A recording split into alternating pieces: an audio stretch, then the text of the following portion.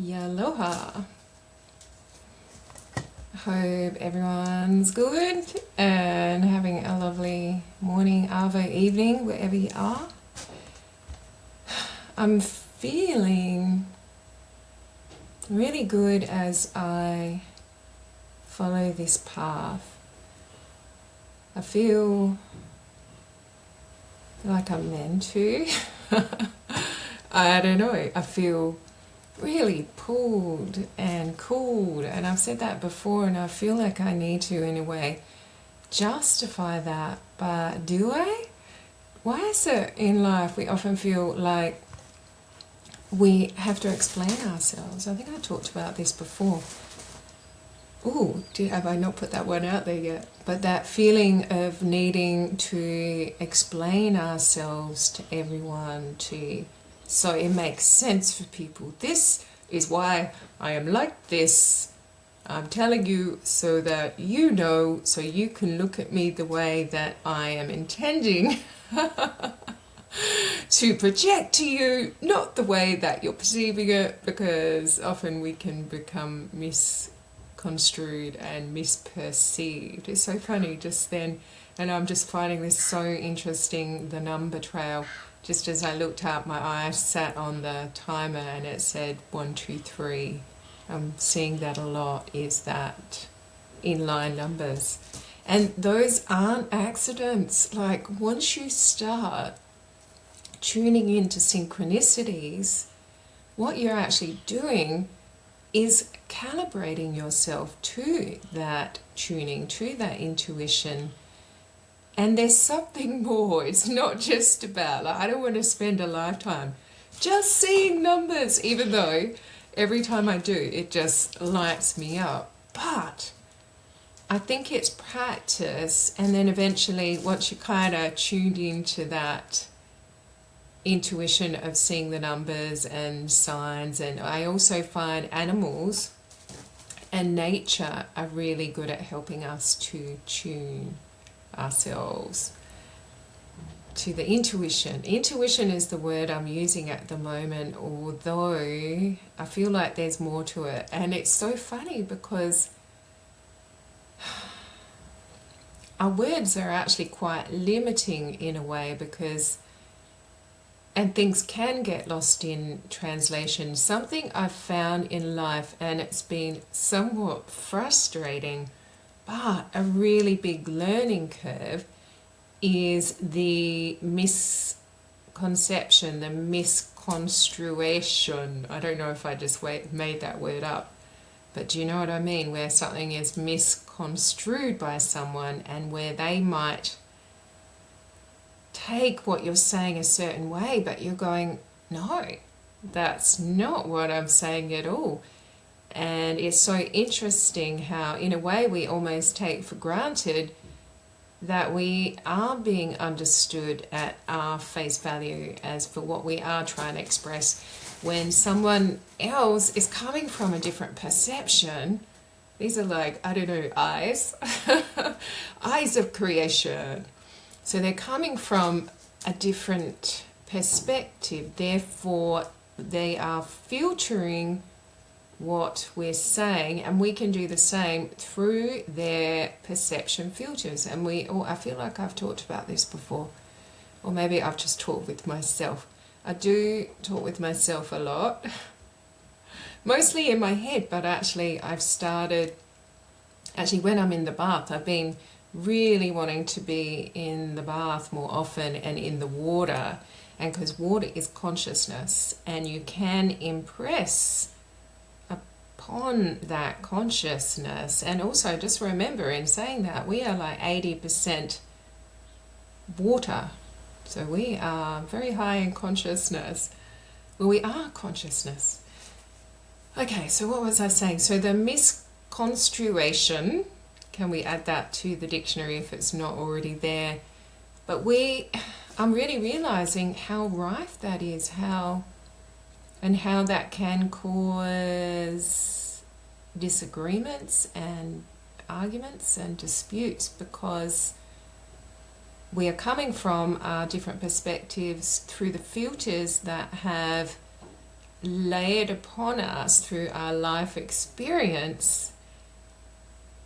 And I think what's important is for us to actually realize that even though we think our words are so big in communicating, it's actually a smaller percentage, and the larger part of our communication is body language and energy. And when we are in the vicinity with each other, and actually I'm starting to realize, even if someone is far away, like you might be on the other side of the planet, that our energies can intermingle, and it doesn't have to be in the physical landscape. But it's, say, just for example, in the physical landscape, when we are in close proximity, oh, 555. Sorry about that. When we are in physical vicinity, not only are we, if we're talking and the body language is going on, but our energetic fields, like our heart field, which can expand quite far or it can shrink quite little depending on where you're at, are also crossing over and intermingling. And we are communicating on that level without even knowing. And okay, there's something years ago I heard, I've forgotten where from. It was the 20-second hug. And when you actually connect and hold each other in close proximity for 20 seconds, you actually allow your energy fields to connect, and then you connect on a deeper level. So I started doing 20-second hugs. I'm a bit of a hugger. I am a hugger. Like, if I meet you, with most people, unless I feel the don't come near me sort of feeling, or there's something to protect myself, I will probably come in and give you a big fat hug. That's just me. And most people, I find, are really receptive. I only came across one person years ago when I was doing art workshops, facilitating art workshops, and they really backed up because they had a condition. I can't remember the name. It would be something, you know how we have agoraphobia, arachnophobia, or, you know, the fear of small places, the fear of open spaces. So it was a phobia of being touched. And then I'm like, I will respect that. But I could tell, and she did say, I really want to hug. I just can't. It wasn't her time. She wasn't ready. I hope since then it has been her time and she is ready, because it is beautiful when we connect, even though I've also realized, oh my goodness, this is so contradictory. I've realized that vampires are a real thing. They're not a myth, but, or actually there are the ones with the blood and stuff, but that's not where I'm going. But energetic vampires is also, that is a real thing, where people can drain your energy, or unfortunately, you know, if you are the one who drains other people, that's really not cool. Let's not do that anymore. But it is a thing, and you might find after spending time with someone, you feel drained and just exhausted, and you're kind of wondering why. Like, did I run a marathon today? Have I not eaten enough food?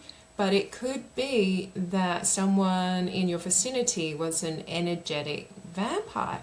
And I think most people don't realize they're doing it. Most people are largely unaware. There would be people who do know. There's definitely people who understand the workings of the fabric of our reality and take advantage of that.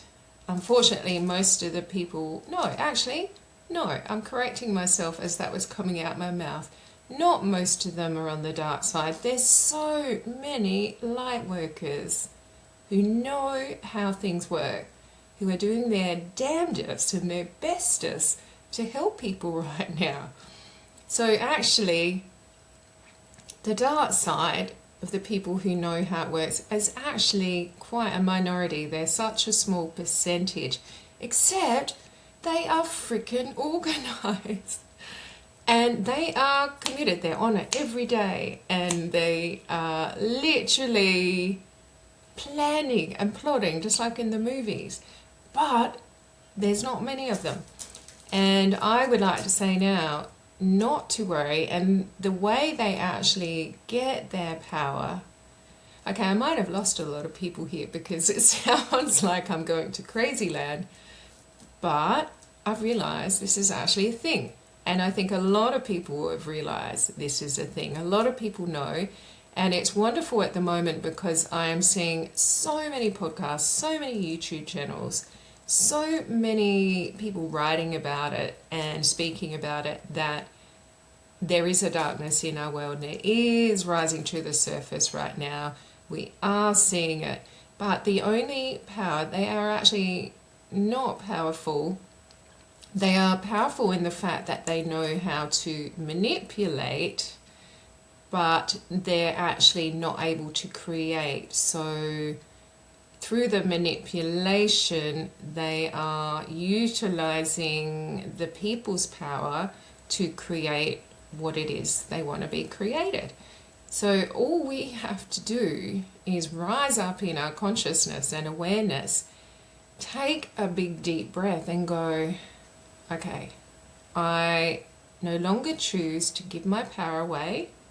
I will be aware, I will note what I have seen going on and what I believe may be going on, because it's still somewhat in the darkness.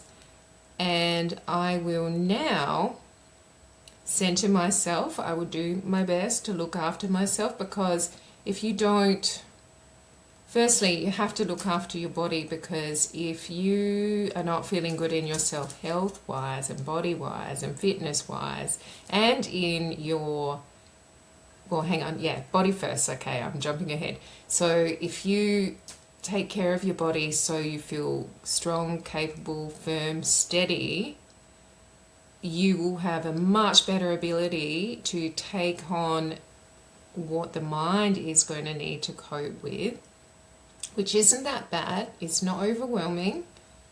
It might seem it at first glance, but always, if you feel overwhelmed, pause.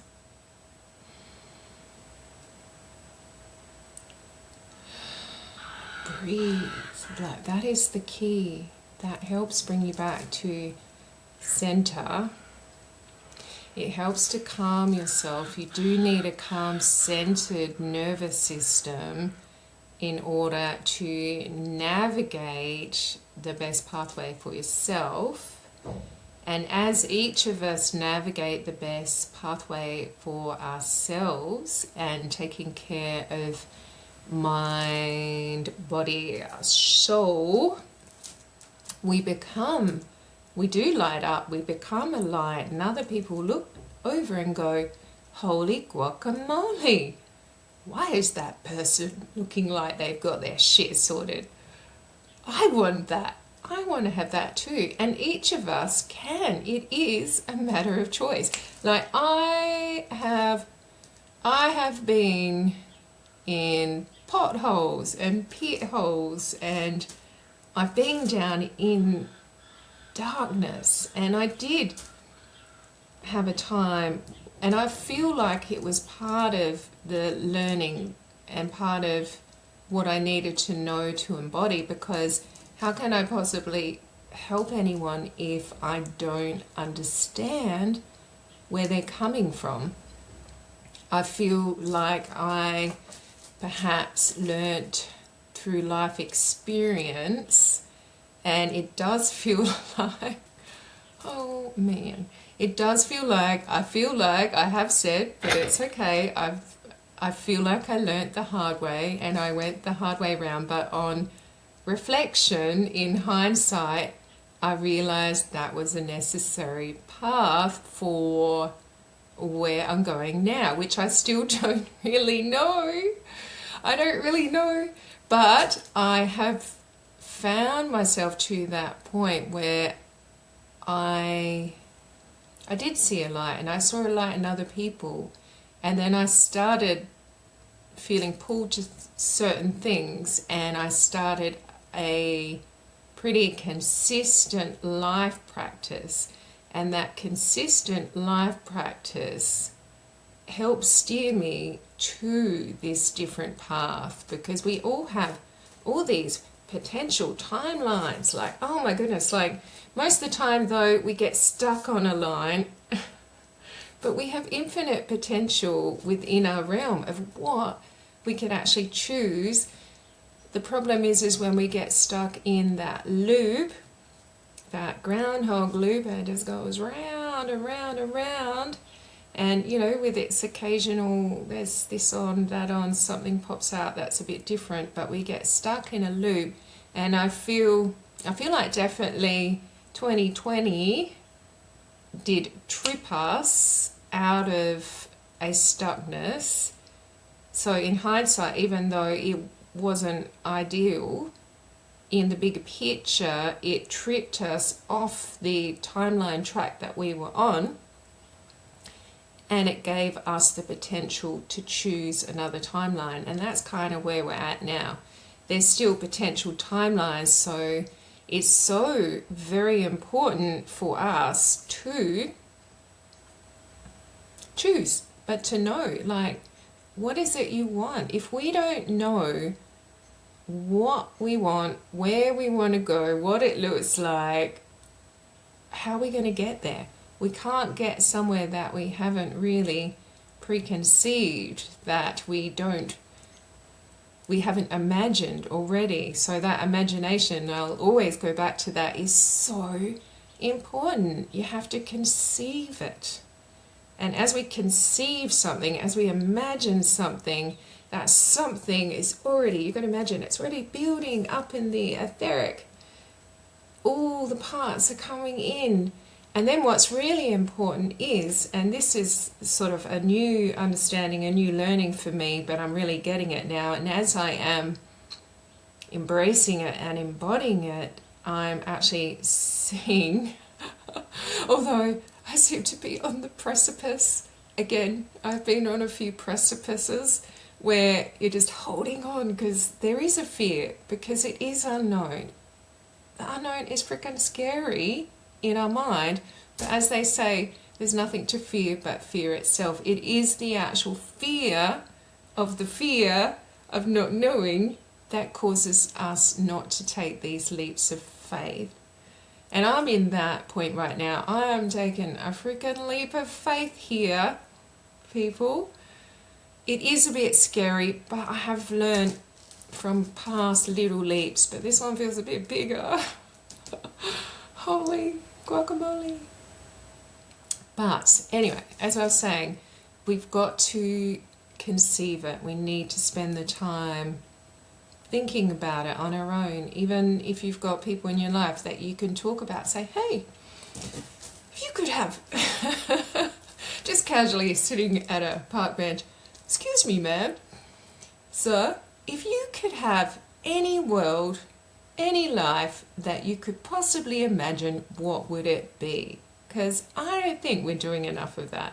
And I'm understanding now that we need to do that in order to create it. And then the important part, that's where I almost forgot to add the crucial part, is once you've gotten the momentum of the creation, so it has pulled in, and you need to keep your focus on it. There's something about consistency and the momentum, the inertia. And then in a way, when you kind of go, yeah, that's it, you got to sort of let it go and get into receiving mode. So what is receiving mode? That's when you go, when you kind of get that feeling and you get an intuitive little hit.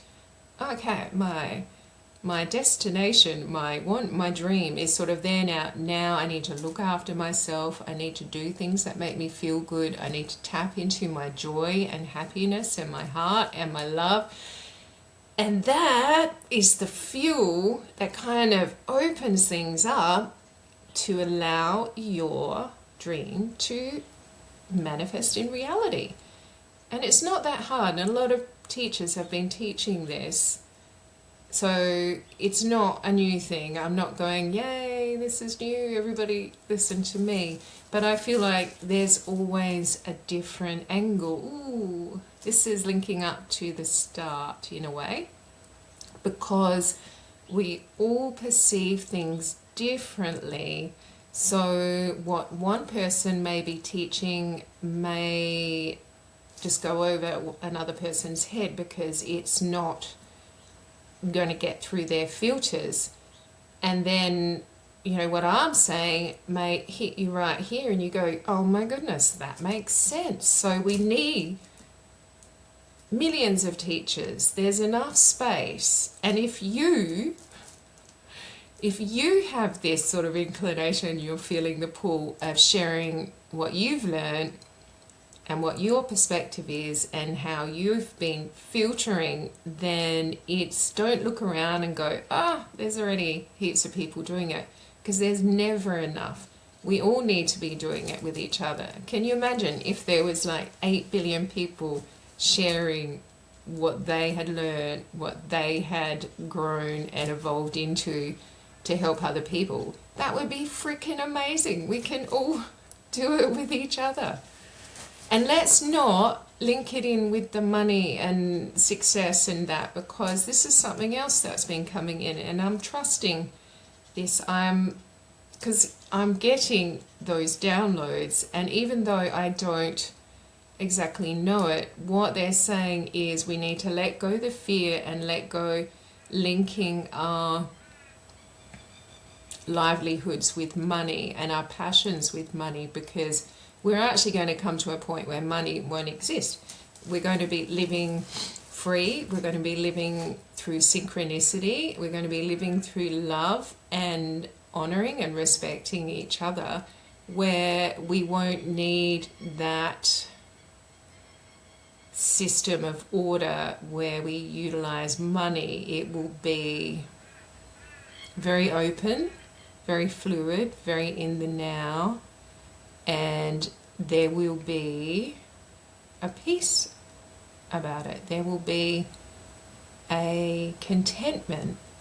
There will be a trust in each other, and a trust that you don't need to go out, everything's free, I'm going to go get everything, 10 TVs, all the food and chocolate and silk and fine spices. No, you will just get what you need in the moment.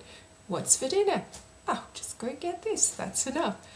And that is where we're going. Well, that's where we're going in my version of reality that I'm creating up here. But have a think, what is yours? How do you want to see the world that we can direct our attention to and we can move into? Because as I've come to the understanding, we're not actually going to change the world we're in, we're just going to shift vibrationally to the dimensional version of Earth that we most resonate with. And we are, even though from what I'm getting, we can do that individually now, we are actually doing it en masse now, along with the Earth, and we are evolving, because it's time, to the next cycle of our evolution. Like, holy moly, we are tracking ourselves to a pretty amazing timeline. Okay, on that note, let me know what you think, because I really, really love feedback, because I am just on this path of working it out, or I'm going to shift that word to playing it out, because playing's much lighter and happier, and I feel like that has more momentum and it's more on the vibration of where I think we're going. But let me know, and I will. Well, I'm sending all my love, not all of it, I got to keep some for myself. I'm sending much love, and wherever you are in the world, I hope you're having a beautiful morning, arvo, evening, and I'm going to pop out, and I'll be back soon.